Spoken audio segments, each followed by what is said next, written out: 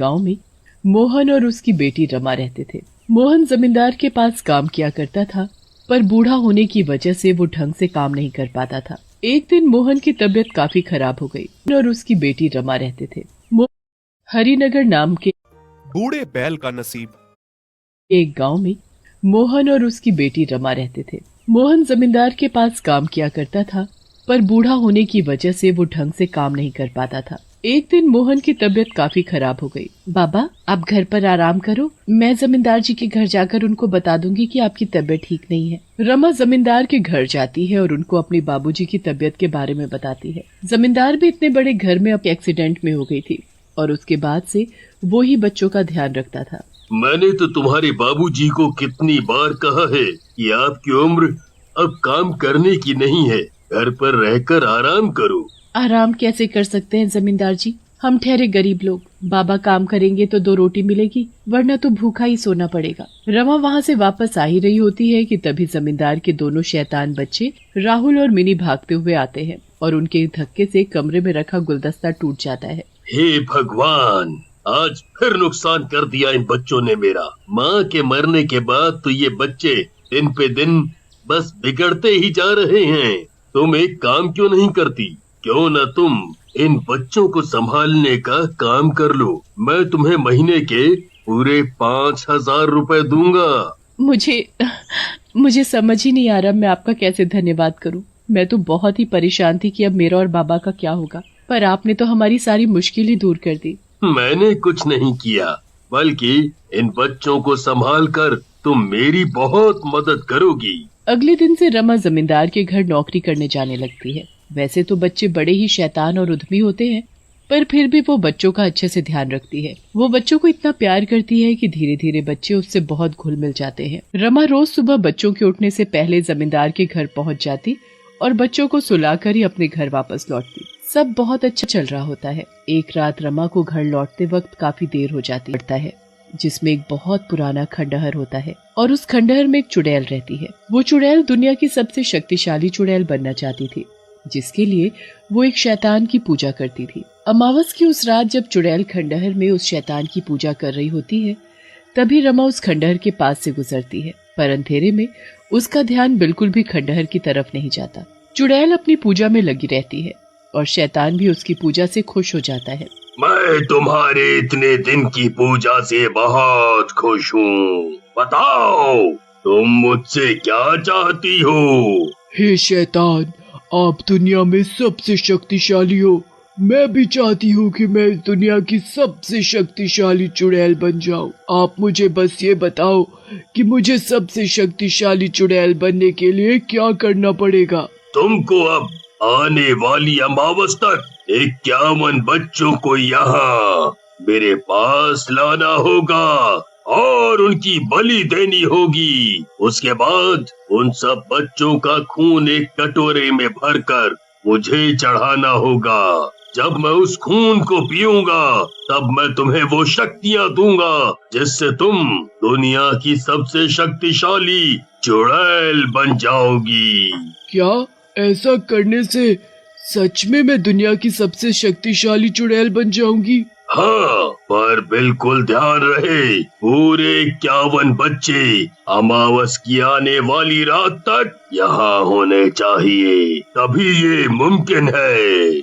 मैं कर लूंगी। मैं दुनिया की सबसे शक्तिशाली चुड़ैल बनने के लिए कुछ भी करूंगी, पर ये बच्चे कहाँ से लाऊं? चुड़ैल बहुत सोचती है और यहाँ वहाँ भटकने लगती है, पर उसे जंगलों में कहाँ कोई बच्चा मिलने वाला था। बहुत भटकने के बाद चुड़ैल को पास ही एक गांव दिखाई देता है। अरे वाह, यहाँ तो बहुत सारे बच्चे होंगे। अब तो मुझे दुनिया की सबसे शक्तिशाली चुड़ैल बनने से कोई नहीं रोक सकता।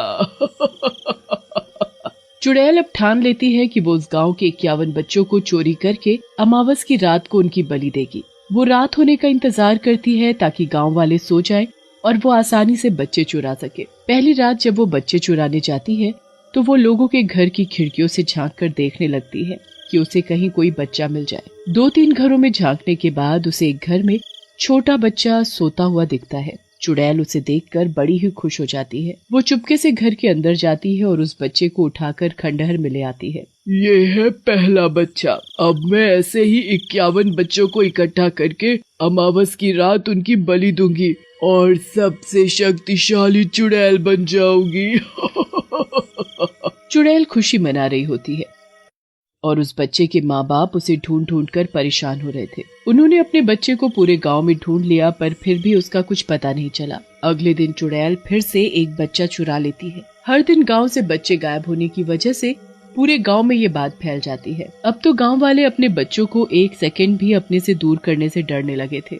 ये बात पूरे गांव में घूमते घूमते जमींदार के कानों तक भी पहुंचती है। जमींदार अपने बच्चों से बहुत ज्यादा प्यार करता है और उसे अपने बच्चों की चिंता होने लगती है। वो रमा को अपने पास बुलाता है। रमा, तुमने गांव में बच्चे गायब होने वाली बात तो सुनी ही होगी।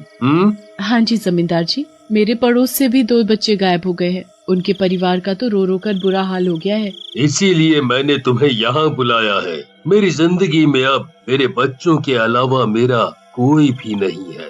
मुझे कभी भी जरूरी काम से बाहर भी जाना पड़ता है। मुझे अपने बच्चों की बहुत ही चिंता हो रही है। समझ नहीं आ रहा मैं क्या करूं। हाँ, ये चिंता की बात तो है ही, पर यहाँ तो हमेशा दरवाजे पर चौकीदार रहता है और आप भी तो हो। क्या तुम यहाँ मेरे बच्चों के पास रुक सकती हो? देखो, मैं तुम्हें इसके लिए अलग से पैसे दे सकता हूँ, अगर तुम हाँ करो तो। पैसे की बात नहीं है जमींदार जी, मैं यहाँ नहीं रुक सकती। मुझे अपने घर जाना होगा। वहाँ बाबा अकेले हैं। मुझे माफ करना जमींदार जी, पर मैं क्या करूँ, ये मेरी भी मजबूरी है। ठीक है, तुम घर जाओ। रमा बच्चों के कमरे में जाती है। अच्छा बच्चों, तो मैं चलती हूँ। तुम डरना मत और अपना ध्यान रखना, ठीक है? मैं कल आऊंगी। आंटी, आज आप यहीं रुक जाओ ना, हमें बहुत डर लग रहा है। Please aunty. नहीं बच्चों, मैं यहाँ नहीं रुक सकती। बच्चे बहुत डरे हुए होते हैं और वो रमा को छोड़ते ही नहीं। रमा उन बच्चों को बिस्तर पर लिटा कर सुलाने लगती है ताकि उनके सोने के बाद वो भी अपने घर जा सके। कुछ ही देर में बच्चे सो जाते हैं, पर बच्चों के साथ साथ रमा की भी आंख लग जाती है। सबके सोते ही चुड़ैल वहाँ आ जाती है। अरे वाह, यहाँ तो मुझे 2 बच्चे मिल गए।